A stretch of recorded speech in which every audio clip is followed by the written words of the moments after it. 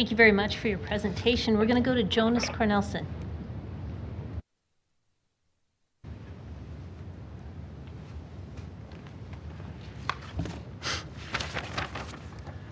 Thank you. Good afternoon. My name is Jonas Cornelsen, and I live in Tuxedo Park, which is in Ward 7.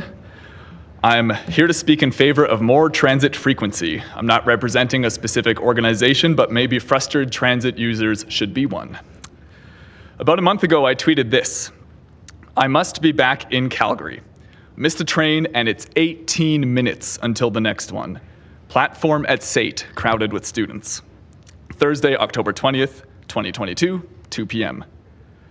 Now, I don't just tweet about transit frequency because I am bored waiting 18 minutes for the next train. I do it because public transportation matters so much to this city being an attractive and livable place that meets its climate goals. You get the climate connection. Let's talk about attractive and livable. First, attractive. I tweeted about being back in Calgary after spending a month in Montreal.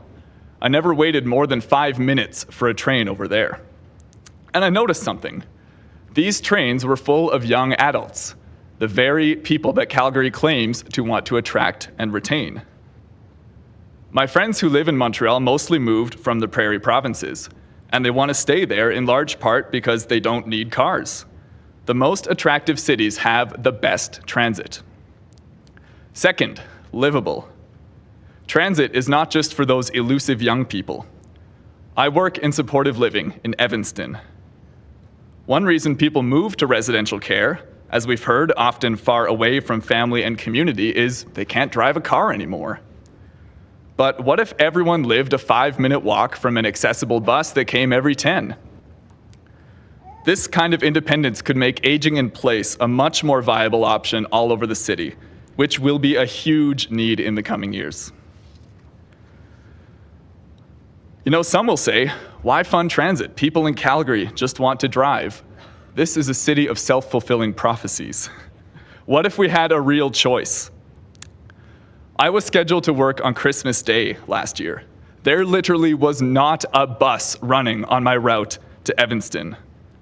I don't have a car. Biking, which I often do, would take more than an hour, and that's not very fun at minus 25 degrees. A taxi could cost up to half my day's wages. What kind of a choice is that? Think about the students who come here from all over the world to study at our post-secondaries like Mount Royal, U of C, SAIT, Bow Valley, and more.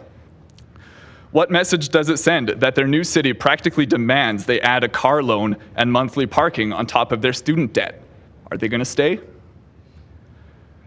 I'm sure you know the concept of induced demand. Build more and bigger roads, more cars drive on them, traffic gets worse. But guess what? There is another way.